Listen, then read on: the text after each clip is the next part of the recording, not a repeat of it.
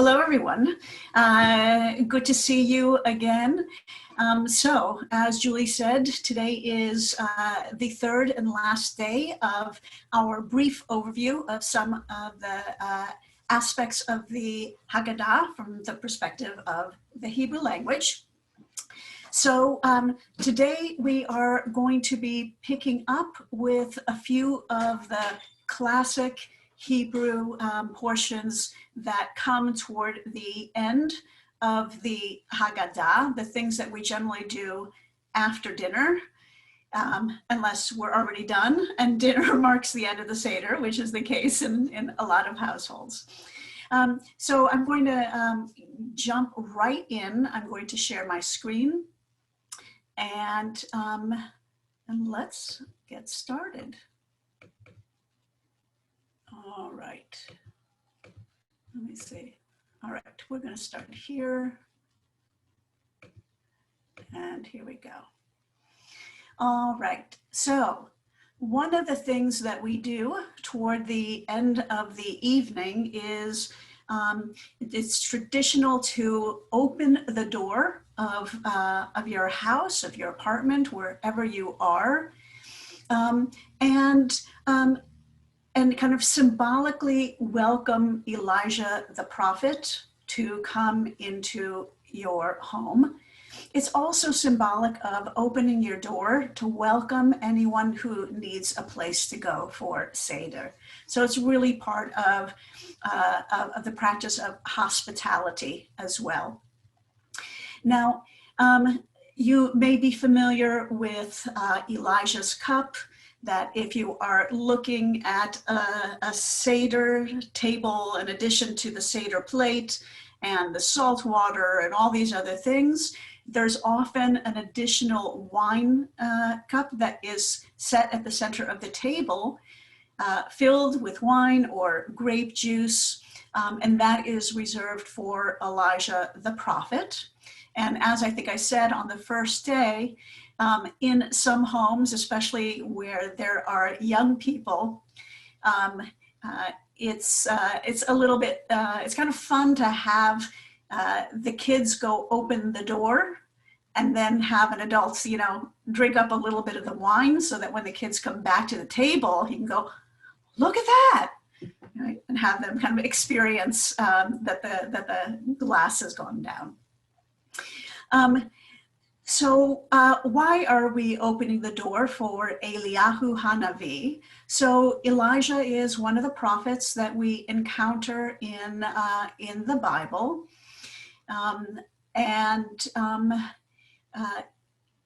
Elijah does not have a prophetic book attributed to him. He appears in the narratives of the books of Kings, First Kings and Second Kings, which kind of takes us to the end of the narrative before we move into all of the prophetic books. And there is a little bit of mystery. When we get to the end of Elijah's life, there's a little bit of a mystery. The language is unusual in describing what happens to him at the end of his life. And because it does not use, the narrative doesn't use the standard language of, he died and was buried, the language seems a little more esoteric. And this gave rise in Judaism and in Christianity to all sorts of theories about Elijah's never having died or playing a special role as one of the angels who kind of live in the heavens with God.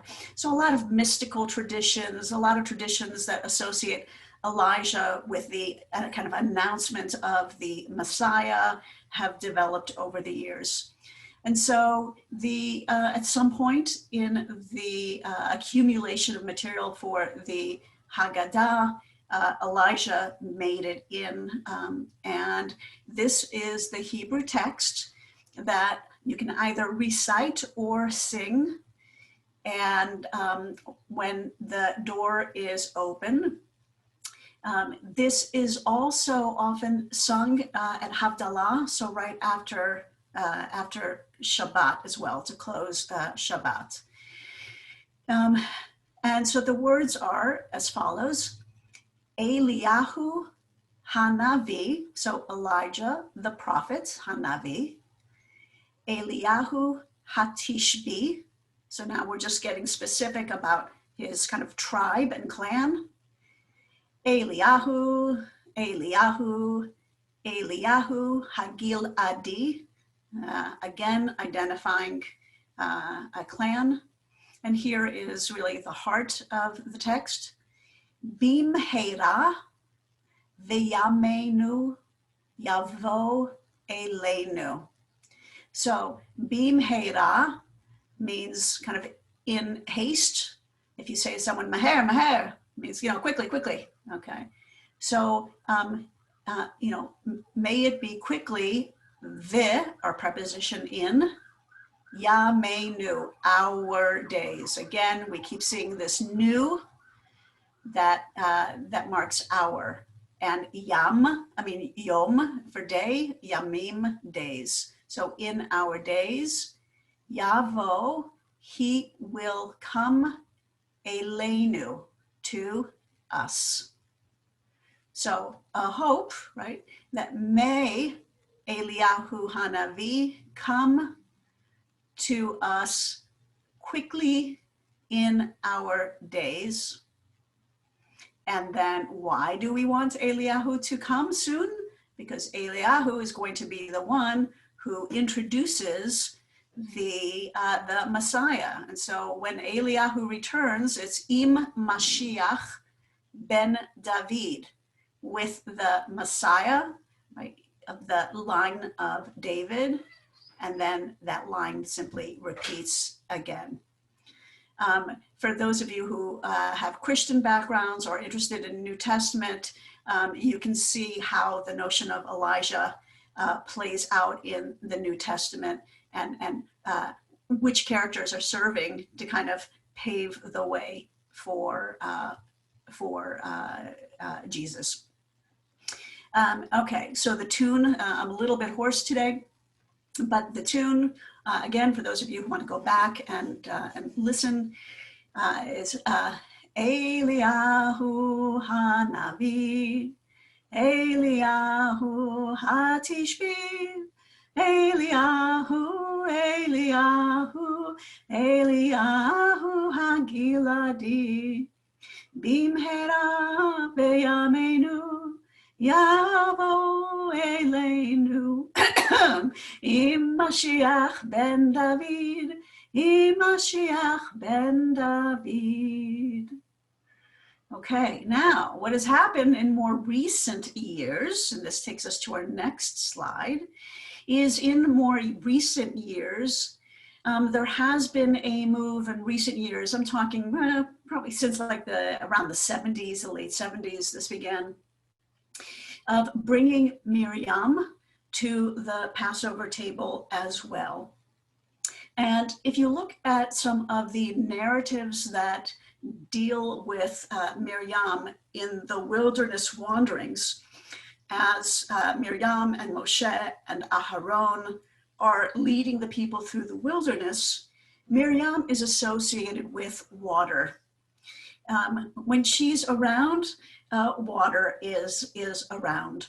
And so building up on those traditions, we now often find on a Seder table a cup that's not filled with wine, but filled with water, to remember and honor Miriam's role in helping the people leave Egypt and helping to sustain them through the years in the desert.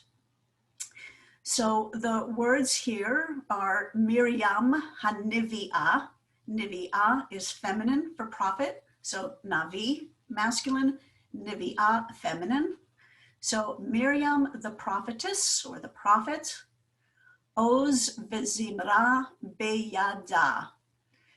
So this is a reference to the song that Miriam sings with the other women after they successfully cross the sea, and she brings out her tambourines and the women all sing and dance.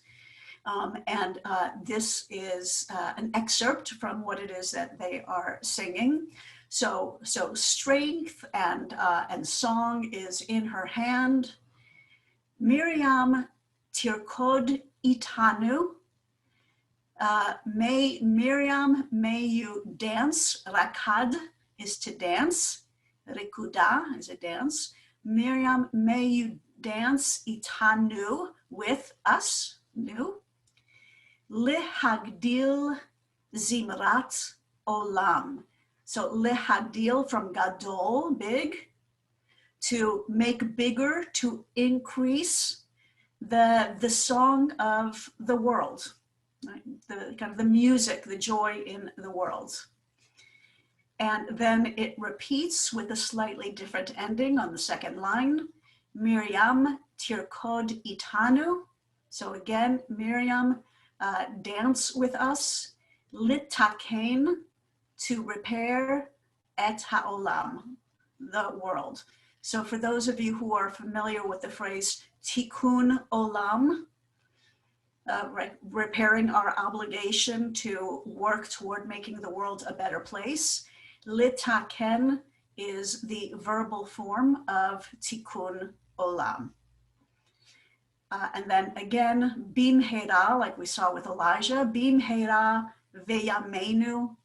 So he tivienu. So may it be quickly in our days that she will bring to us. So tevi, and again, our enu, us. May she bring to us, or bring El May HaYeshua, the waters of redemption. So this was Debbie Friedman. Some of you may know she passed away just a few years ago. Debbie Friedman created this as a new song, again with Elijah, the same tune. So I'm not going to do the whole thing because clearly my voice is not responding today, but it's basically Miriam Hanavi, Oz v'zimra beyada, Miriam tirkod itanu lehagdil Zimrat Olam, bimhera veyamenu hi tivienu El May HaYeshua, El May HaYeshua. So really, if you know the Elijah tune, then you've got these words here. And there are a variety of things that people do with the cup. In a lot of families, the cup with the water just stays untouched throughout the night. And it's just a symbol and a constant reminder of Miriam's role. And in other families, it's used for dipping the fingers or taking a sip at the end of the evening. This is very much a ritual that is not yet, maybe never, will be fixed. A lot of variety with what people choose to do with this. Okay, so now we are going to move on. Okay. Is there time for a couple of questions? Sure. So someone asked about the word water, Mayim, and why it turns to May, Miriam. Okay. So the word Mayim is technically a plural. It's kind of a plural collective, right? Just the way that we in English might say like sheep. Sheep can be a single or collective. Fish, single fish or just fish. So water functions in that same way. So it always appears in the plural, Mayim, to just mean kind of collectively water. When we see it in the form of May, it means that it is in smichut. In other words, you may be familiar with the phrase B'nai Yisrael. We hear that A at the end of B'nai Yisrael. It's because we're taking banim, a masculine plural word, and attaching it to the next noun so that it's the children of Israel. So Mayim, just like Banim goes to B'nai, Mayim goes to May when we're saying the waters of something. So May Yeshua, the waters of redemption.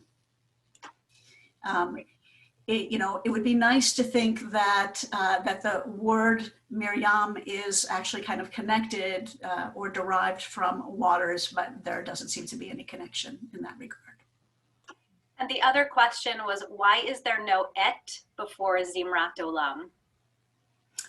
Let's pull this up and look. Okay. Let's go back. Right. So Zimrat Olam. Okay. So Miriam Tirkod Itanu, Miriam, dance with us. Lehagdil Zimrat Olam. So we will find ets only before definites. So if you look at the line right before it, right below, where it says litaken et haolam. Here we're saying to fix, to help repair the world. So et comes together with ha, a definite.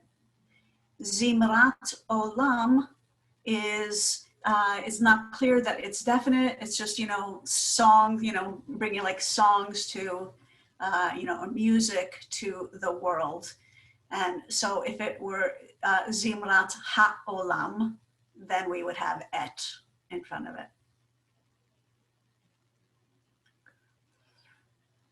Any other questions? That was it. That was it. Okay. Okay, so as I mentioned, I think on the first day, after the meal, it is traditional. And again, when I say traditional, I mean not that any individual person should feel obligated to do so, but that the form of the Seder includes benching. So the long series of blessings after eating a meal. Those are pretty extensive. And so that takes up a lot of space in the Haggadah. So if you look at Haggadah that has a fair amount of Hebrew, you'll see after the meal that suddenly it looks like there's a whole lot of Hebrew. A lot of that, those pages and pages, are the standard prayers that come after eating a meal. And then right after that, we also have a whole lot of Hebrew. And those are the Psalms that we recite during Hallel. So on certain holidays, we add into our services, whether it's the weekday or Shabbat morning services, we add an entire section called the Hallel. And it is a series of Psalms that are recited that are celebratory in nature. This is the time often in congregations, especially ones that have a little less formality, where people bring out tambourines or drums and make music. And the tunes to a lot of the Psalms are pretty uplifting and fun. So for those who really like music and who like, the communal singing of services, Hallel is often a favorite when it comes up.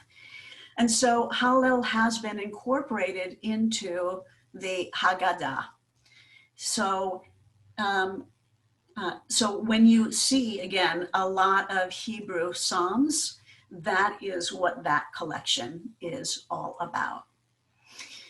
Now, over time, the rabbis and members of the Jewish community have started adding on additional songs, right, to celebrate, to keep the night going, right? And, if you go through all of the songs, and you could very, very easily go way past midnight, right, with all of this, right? You could have dinner at 11 and, and then still be finishing off dinner and then benching and singing Hallel and singing all the additional songs, into 1 in the morning, quite easily.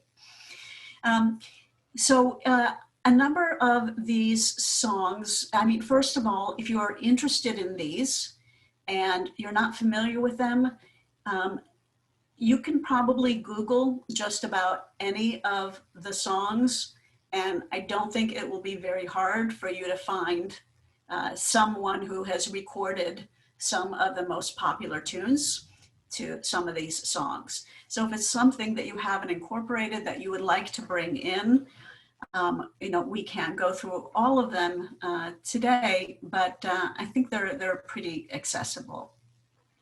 The one that I wanted to focus on for today is the one that begins with Echad mi yodea, who knows one. And it reminds me of the 12 days before Christmas, da-da-dum, da-da-da-da-dum-dum, right? Where, you keep adding or, different aspects. So the who knows one begins with who knows one, and then the song says, oh, I know one. And basically one represents our God who is in heaven and earth. And then it will build and say, who knows two? And then two things, something that is two is listed, and then back to, and one is our God. And it continues through the number 13, which is a lucky number in Judaism. And so part of the reason that I wanted to show you this, right, and a partridge in a pear tree, thank you, right. So one of the reasons I wanted to show this to you is not just because it's a very popular kind of well-known song that kind of brings the Seder to a conclusion, but because if you're interested in learning Hebrew, it's a great way to learn numbers, because the first will begin with 1, and then the next section goes to 2. And, as you build up, then with each verse, you're then counting back down, right? So if you go through all 13, by the time you're running through 13, 12, 11, 10, right? You've seen these numbers a bunch of times. So it's a great way to learn numbers. It's also a great way to, it encapsulates so much about Jewish tradition in very kind of simple ways. And so as we'll see, it's like, who knows 3? I know 3. There are 3 patriarchs, Abraham, Isaac, and Jacob. Who knows 4? 4 matriarchs. Who knows 5? I know there are 5 books of Torah, right? So it will continue to build with, with what we might associate with that number. So I'm going to show you the first 2, and then I want to show you the 13th to give you a sense of how it is structured. All right, back to our share screen. Okay, so the very first verse begins with Echad mi yodea. So Echad is the number 1. Mi is a question, meaning who. And yodea is know. And the root, the shoresh, is yud dalid ayin. So yud dalid ayin has to do with knowing and with knowledge. So who knows one? And each one will begin then with the next number, Shnayim mi yodea, who knows 2. And then you can imagine each stanza building on that. And then after there's this question, right? Who knows one? Then ani know, ani yodea echad. I know one. I just want to point out that the form yodea here is masculine. So when the song is being sung and everyone collectively is saying, I know, it's I in the masculine. If you identify as female, then you want to be grammatically correct. You could say ani yoda'at, which is the feminine. So yodea, masculine, yoda'at, feminine. All right, and every line is going to begin this way. So if we look at the second stanza, shnayim mi yodea, so who knows two? And then again, the number is repeated. Shnayim ani yodea. Two, I know, right? I know two. And every verse will begin this way. Again, if you want to learn the numbers or if you want to teach someone the numbers, this is, I think, a very kind of natural way of going into it rather than saying, here, memorize, repeat after me, right? It's just, it's fun. And it just lends itself, I think, with the tune and all of that to building up numbers. Okay, so that's the numbers piece. And then, as I said, as each number is introduced, we get an association of Jewish tradition and that number. So our second line, echad, so what is one? Echad Eloheinu shebashamayim uva'aretz. Main words here are shamayim, heavens, and aretz, earth, or eretz. She is like asher, who, ba, or preposition in, so who is in, and then uva'aretz, and in the land. So one is our God, who is in the heavens and the earth. And then if we go on to the second one, again, everything's going to start the same, just with a replacement of the number. And then what is two? Shnayim, shnei luchot habrit, two tablets of the covenant. Now, the reason that we are at shnei rather than shnayim is similar to the reason that we went from the word mayim, water, to may. The ayim gets dropped when we're saying two of something. So there are two, so shnei is the same as shnayim. It's just a grammatical change, but these both indicate two. So two tablets, a luach is a tablet, habrit of the covenant.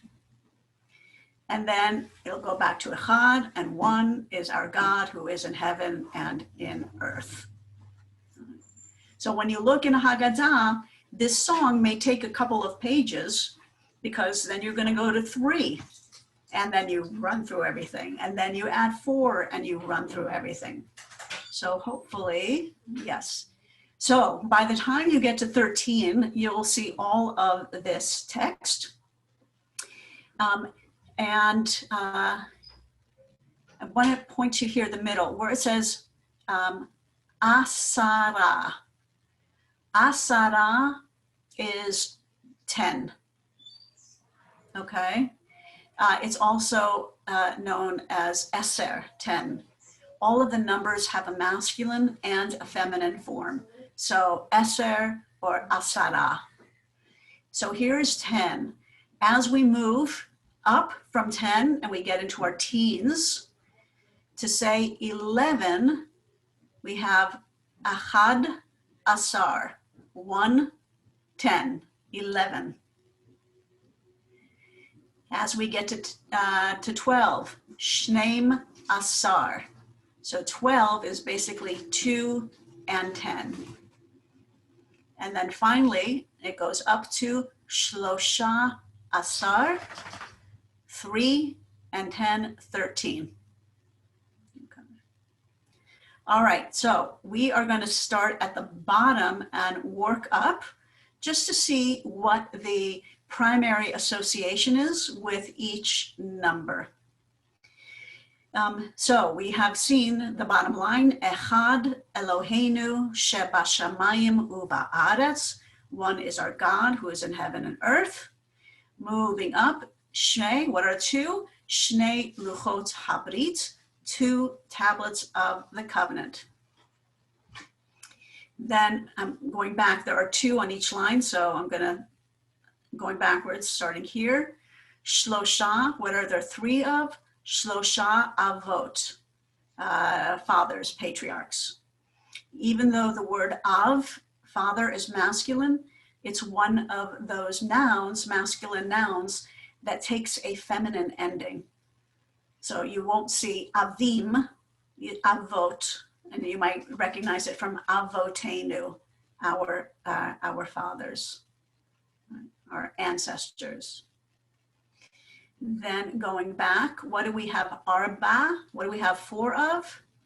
Imahot, our imas, mothers, 4 mothers, right? Representing Sarah, Rivka, Leah, and Rachel. And we keep moving backwards. So now we're on Hamisha, 5. And what do we have 5 of? Chumshei Torah, the Chumash, the 5 books of the Torah. Now we're going back to 6. What do we have 6 of? I mean, really, this is a great way to learn things. We have 6 Sidrei Mishnah. There are 7 kind of tractates of the Mishnah. 6 tractates of the Mishnah. All right, we go back. Shiva or Sheva, 7. Yemei Shabta. Now, this is the same as Shabbat. I want to remind you what we mentioned in the first day, which is that the Haggadah has been put together over generations. And in some of those times, Aramaic was the dominant language that was spoken. And so if you see a word that you kind of recognize and it has an aleph at the end, it's just the Aramaic form. So in Hebrew, we put a hey in front of a noun to say the something. In Aramaic, instead of putting a hey in front of something, you add an aleph to the end to make it definite. Okay, so Shiva, Yemei, Shabta is 7 days for the Sabbath, for Shabbat. Then Tisha, Yarchei Leida, 9 months to childbirth. Right. So what is right? Why do we associate with 9? Right, the months of pregnancy, which is fascinating and interesting, and to see it in here, I think is really something to note. Going back, and we're getting there, we're now at Asara or Eser, we're now at 10. What are there 10 of? Dibraya, again, Aramaic. In Hebrew, we would say Devarim, 10 commandments. All right, the 10 commandments, or the 10 words or utterances. All right, this one is a little more esoteric. You have to have a little background to figure out what is implied here. Achad Asar, so now 1 and 10, 11. So what do we associate with 11? Kochvaya. In Hebrew, we would say Kochavim. Kochavim are stars. So when do we have 11 stars? 11 stars in Joseph's dream, when he sees all of his brothers, his 11 brothers, bowing down to him. So 11 in rabbinic tradition then gets associated with 11 of Joseph's dream. Shneim Asar, 2 plus 10, 12. What do we have? We have the 12 tribes of Israel. Shivtaya, again Aramaic. A shevet is a tribe. Okay, so the 12 tribes of Israel. And then finally, our last one is Shlosha Asar, Shalosh, 3 and 10, 13. What do we have 13 of? Midaya. And this in Hebrew we would say midot. And these are the 13 attributes of God. All right. And of course, because this is the stanza that is beginning 13, Shlosha Asar mi yodea, Shlosha Asar ani yodea. And then it becomes fun to see if you can, how quickly you can run through them, if you can hold your breath through the whole thing. Shlosha Asar midaya, Shneim Asar shitaya, Achadasar kochvaya, Asara divraya, da da da da da da da da da da da da, and run through as quickly as you can. See if you can do it without taking a breath. All right. And by the 13 midot, the 13 attributes, when we say Adonai, Adonai el Rachum v'Chanun, if you go through all of those words, the rabbis discerned 13 different attributes of God in that text, which then folks like Maimonides build. Thank you. Right, we skipped 8 days. Is Brit Milah. Thank you. Circumcision. Okay. So again, I recommend playing with this song, and not just on Purim, but really, if you want to learn your numbers, if you are, doing some tutoring, some teaching, I think it's a great resource for learning the numbers, and then just opening up a little bit of knowledge without getting into a whole long schmear about everything, right? There's 6 of these, there's 7 of these. It's a nice way to kind of look at really the core elements of our traditions. And of course, you could keep adding different things as well. All right. Any questions on that?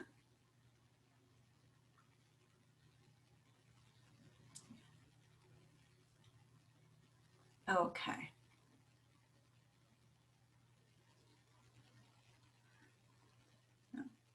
Oh, I'm that good, huh? No, Okay. that or that boring. Caitlin has a question. Oh, great. Hi, Caitlin. You want to unmute? Thank you. Hi. So just a quick question regarding actually looking up Aramaic forms of Hebrew words. What is your advice for being able to search those words? Because I find when I'm reading text and there is Aramaic forms of Hebrew words, I have incredible difficulty actually looking them up and finding them. Yeah. So there is a book. Let me just see if I can pull this out. All right, let me see if I can. All right, I'm going to try to share just my regular screen here. All right, do you see a dictionary of the Targumim, the Talmud, Bavli, Yerushalmi, and Midrashic literature? I do. This is, yeah, right. So this is really scary, and and frankly, the print inside, I have to have it here. There's a lot. There's a lot in there, but this is the kind of standard go-to for looking up words in Aramaic. This one is a little more restricted to language that you would find in the Talmud, but Yitzhak Frank's Talmud dictionary. But this prior one, Marcus Jastrow, you'll hear people talking about the Jastrow dictionary. Mhm.